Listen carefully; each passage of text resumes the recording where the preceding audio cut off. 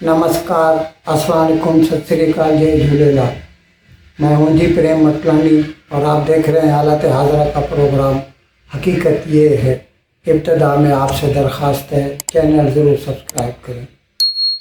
दोस्तों, 2016 में मगरबी बंगाल में, भारत का एक सूबा है, पहले का जो बंगाल हुआ करता था, पाकिस्तान बनने के बाद उसको दो हिस्सों में बांटा गया। मगरबी बंगाल हिंदुस्तान को मिला, मशरक़ी बंगाल मशरक़ी पाकिस्तान बना और उसके बाद वो बांग्लादेश हो गया। तो मगरबी बंगाल में 2016 में जो है सरकार की तरफ से एजुकेशन डिपार्टमेंट में तकरीबन 25,700 सी और डी कैटेगरी की नौकरियां दी गई थी।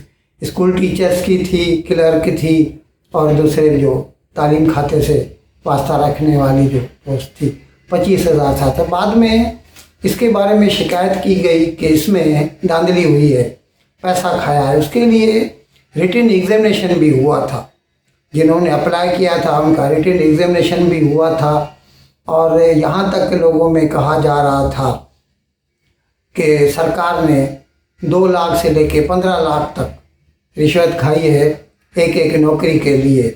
और उसके बाद फिर कलकत्ता हाई कोर्ट ने इसके लिए हुक्म दिया था सीबीआई को कि वो इसकी इंक्वायरी करे।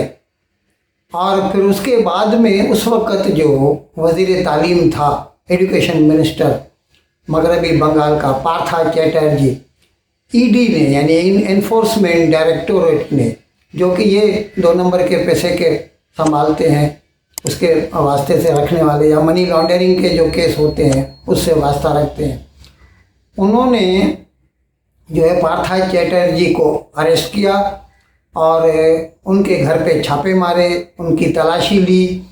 और उसकी एक दोस्त थी अर्पिता मुखर्जी, फिल्म एक्ट्रेस थी छोटी मोटी, उसके 2 फ्लैट थे।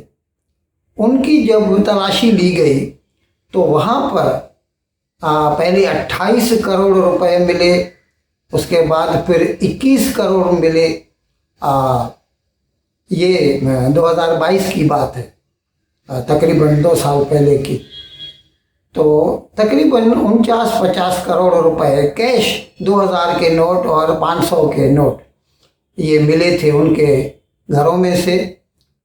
यानी हफ्ता भर लग गया था नोटों को गिनने में मशीन के साथ। और उसके साथ साथ 5 किलो सोना मिला और कई जो मिल्कियत के जो प्रॉपर्टीज़ के डॉक्यूमेंट्स मिले, दस्तावेजात मिले।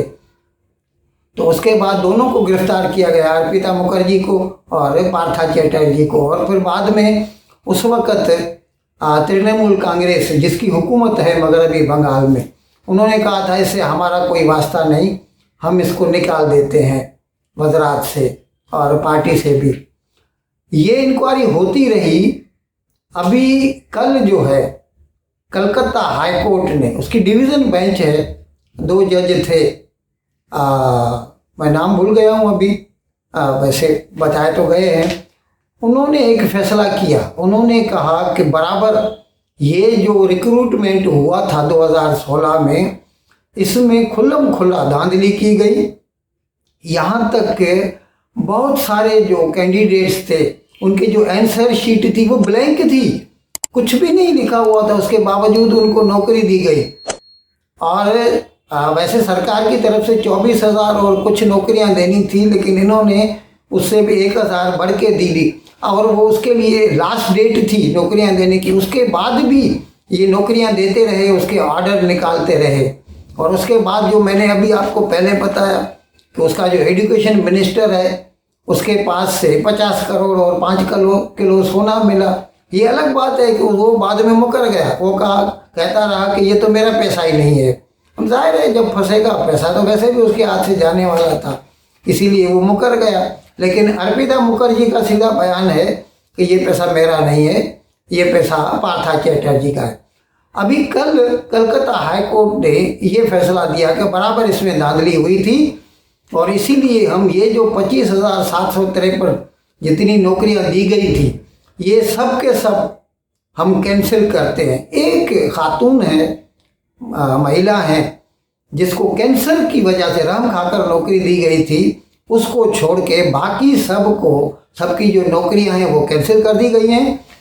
और उन्होंने अब तक जितनी भी तनख्वाह ली है, सैलरी ड्रा की है, वो सबको कहा गया है कि महीने के अंदर अंदर आप वापस करें, बशमूल 12% सूद के, इंटरेस्ट के।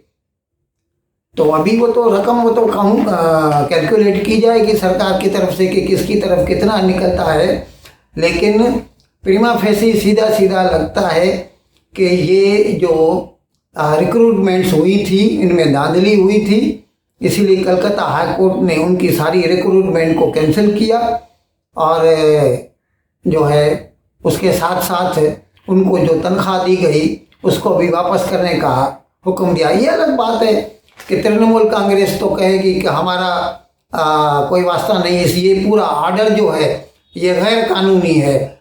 अब जब 2022 में इसके पास से पैसा मिला था 50 करोड़ और 5 किलो सोना, उस वक़्त कहते थे हमारा इससे वास्ता नहीं है, लेकिन उसी की तरफ से ये इतनी सारी नौकरियां दी गई उसी के डिपार्टमेंट में।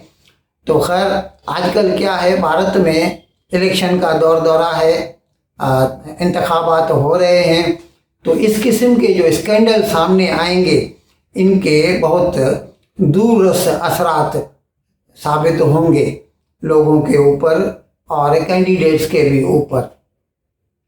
इन अल्फाज के साथ आज का प्रोग्राम ख़त्म करने की मैं आपसे इजाज़त चाहता हूँ, लेकिन विदाई लेने से पहले एक मरतबा फिर आपसे मेरी दरख्वास्त है कि जिस किसी साहब या साहिबा ने अब तक हमारे इस चैनल को सब्सक्राइब नहीं किया, अज़राए करम इसको जल्द से जल्द सब्सक्राइब करें, प्रोग्राम को लाइक करें, शेयर करें और घंटी का बटन दबाना न भूलें। बहुत बहुत शुक्रिया। खुदा हाफिज़।